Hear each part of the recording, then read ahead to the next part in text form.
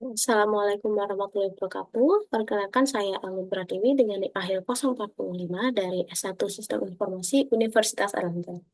Di sini saya akan menjelaskan hasil resume saya mengenai artikel yang berjudul Hybrid CNN LSTM Deep Learning Model and Ensemble Technique for Automatic Detection of Myocardial Infarction using Big ECG Data. Next. Yang pertama adalah bagian abstrak dari paper ini. Di sini dibahas mengenai sistem deteksi otomatis untuk myocardial infarction atau MI menggunakan data sinyal ECG untuk membantu menurunkan risiko kematian akibat serangan jantung. Material dan metode dari paper ini yakni mengenalkan model CNN, hybrid CNN LSTM, serta ensemble, juga teknik resampling, Smote dan Tomac-Link untuk menangani imbalance yang telah dilatih dengan dataset besar dari PDB Diagnostic Database dan MIT BIH Arrhythmia Database.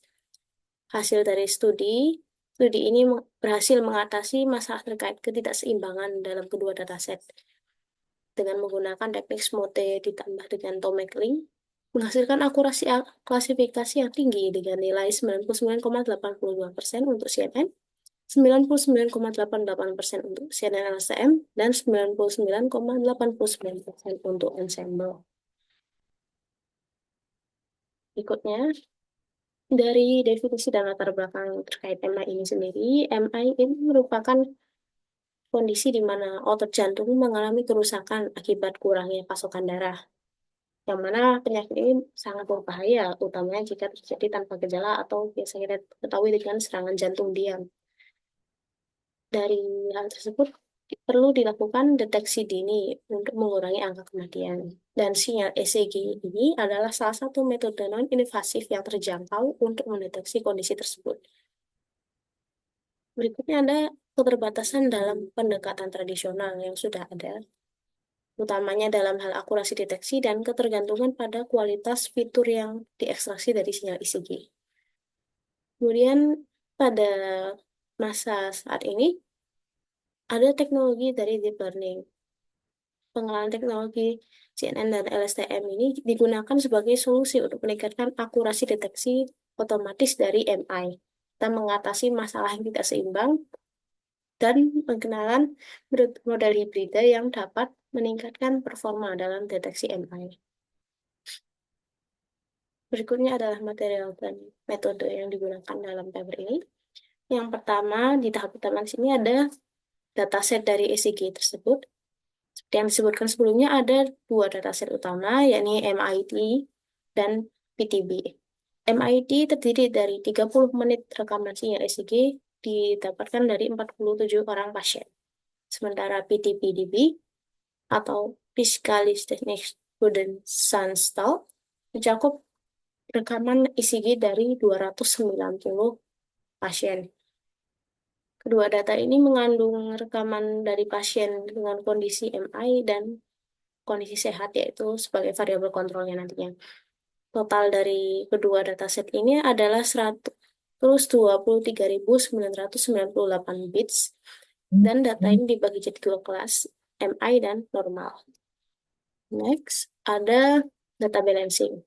Jadi, dataset ECG tadi ada masalah berupa ketidakseimbangan data antara label MI dan label normal. Label MI ini jumlahnya jauh lebih sedikit jika dibandingkan dengan label normal. Teknik dari Smote dan Link ini digunakan untuk mengatasi ketidakseimbangan dalam data. Jadi Smote ini nantinya untuk oversampling, meningkatkan jumlah sampel untuk kelas minoritas, sedangkan Tomac-Link digunakan untuk mengurangi sampel berlebih atau undersampling untuk kelas mayoritas. Berikutnya ada CNN model. Model CNN ini merupakan model deep learning yang dirancang untuk pengenalan pola. Ada tiga lapisan utama. Yang pertama adalah lapisan konvolusional atau berupa ekstraksi fitur dari sinyal ECG. Yang kedua ada real view activation, merupakan fungsi aktivasi nonlinear untuk memperkenalkan nonlinearitas. Berikutnya ada pooling layer untuk mengurangi ukuran fitur sembari mempertahankan informasi penting. Jadi CNN ini nantinya secara otomatis mengekstrak fitur dari ECG tanpa campur tangan dari kita manusia. Berikutnya ada LSTM atau Long Short Term Memory yang merupakan jenis jaringan saraf rekursif yang dirancang untuk menangani data sekuensial, misalkan sinyal waktu. Karena di ECG ini merupakan masuk ke dalam sinyal waktu, yaitu time series data. LSTM ini sendiri terdiri dari beberapa mekanisme. Yang pertama adalah forget gate, atau memutuskan informasi mana yang akan dibuang dari memori. Yang kedua, input gate, memilih informasi baru yang akan disimpan. Dan yang ketiga ada output gate, menentukan output berdasarkan memori saat ini. Dalam model ini, LSTM ini nantinya dikombinasikan dengan CNN dalam memanfaatkan kekuatan keduanya dalam mendeteksi dari pola untuk sinyal ECG tadi. Berikutnya ada teknik assemble. Teknik assemble ini nantinya digunakan untuk menggabungkan prediksi dari beberapa model, ini CNN dan CNN-LSTM, untuk meningkatkan performa keseluruhannya. Teknik assemble yang digunakan adalah average assemble, di mana prediksi dari kedua model nantinya, dari CNN dan CNN-LSTM, dihitung rata-ratanya, sehingga hasil akhirnya nanti lebih stabil dan akurat dibandingkan menggunakan model individual. Berikutnya adalah struktur dari network-nya. Ada past, present, dan future. Kemudian ada overview dari metodologinya. Jadi dari dataset nantinya ini akan masuk ke tahap preprocessing, di mana ada tahap seperti filter, segmentasi, kemudian augmentasi, dan lain sebagainya. Kemudian data distribution. Data distribution ini pembagian dataset menjadi data training dan data testing, dengan perbandingan 80 dibanding 20. Kemudian ada tahap training, terbagi menjadi 2 step, jalan secara paralel, yaitu untuk imbalance dan smoothetomic. Jadi yang dimasukkan ke dalam smoothetomic ini nantinya adalah data untuk yang data test, untuk yang data training, bukan untuk yang data testing. Jadi dari imbalance ini nantinya dimasukkan ke classifier CNN dan CNN-LSTM, kemudian masuk ke ensemble teknik, dan menghasilkan hasil klasifikasi untuk MI dan normal. Kemudian untuk smoothetomic juga sama. Setelah dilakukan resampling, dimasukkan ke classifier CNN serta CNN-LSTM, baru kemudian masuk ke ensemble dan menghasilkan hasil klasifikasi MI dan normal. Next adalah visualisasi tipe aritmia. Jadi dari dataset tadi, ada 6 tipe dari aritmia ini. N ini ada yang normal, kemudian ada SVFQM, ini yang aritmia, menunjukkan aritmia. Dan untuk MI sendiri adalah yang M ini. Next.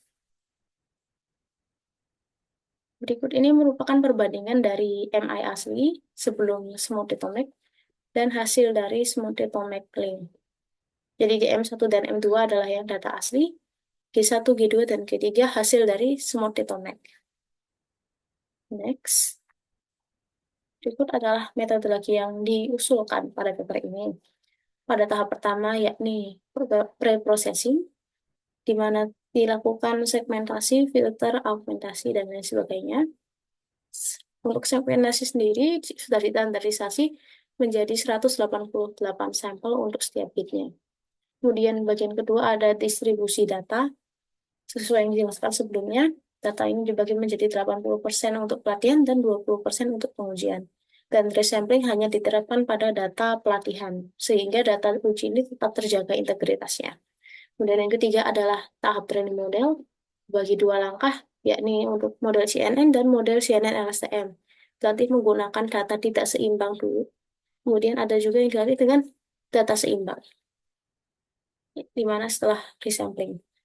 Kemudian yang keempat adalah resampling.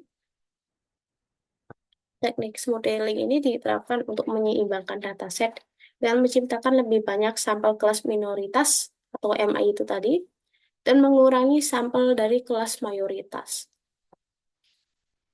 adalah hasil dari eksperimennya. Jadi dari data tidak seimbang pada eksperimen 1, akurasi yang dihasilkan ini cukup baik, namun masih memiliki kekurangan, utamanya dalam mendeteksi kelas yang minoritas atau MI tadi. Dari hasil yang didapatkan, akurasi untuk classifier CNN ada di 99,57%,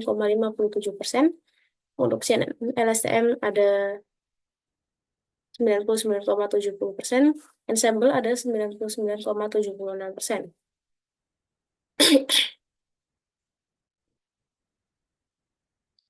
Berikut itu hasil dari model. Pada gambar atas ada plot dari akurasi dan loss. Kurva ini menunjukkan stabilitas, tapi ada masalah ketidakseimbangan data yang mempengaruhi performa deteksi untuk kelas MI. Dapat ketidakakuratan dalam mendeteksi kelas minoritas. Kemudian untuk confusion matrix di bawah ini, keseluruhan akurasi cukup tinggi, namun untuk performa untuk mendeteksi masih terbatas. Akurasi kelas MI ini sendiri berkisar antara 96,91% hingga 98,10%. Next, untuk eksperimen kedua pada data seimbang. Jadi setelah diterapkan teknik smooth automatically, model yang hasilnya lebih baik dengan akurasi yang lebih tinggi dalam mendeteksi kelas adalah data yang seimbang. Akurasi dari CNN ada 99,82%, akurasi dari CNN dan STM ada 99,88%, dan untuk ensemble ada 99,89%.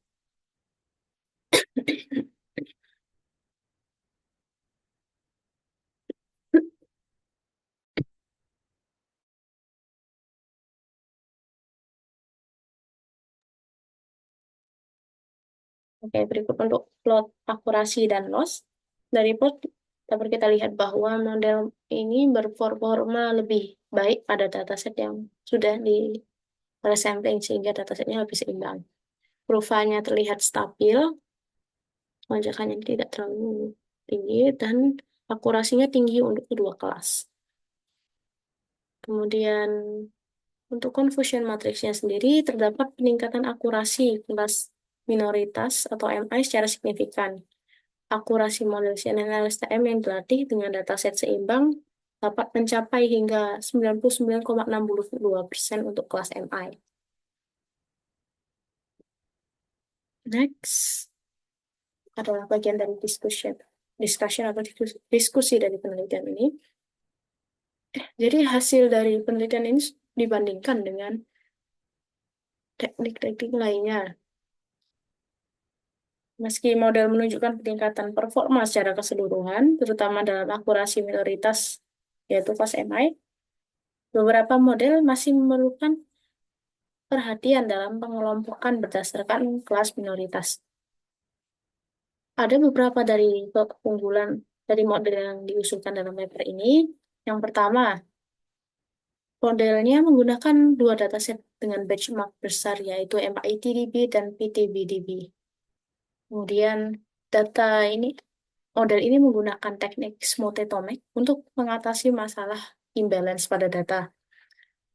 Untuk yang ketiga adalah model ini memperkenalkan metode ensemble untuk meningkatkan akurasi secara keseluruhan.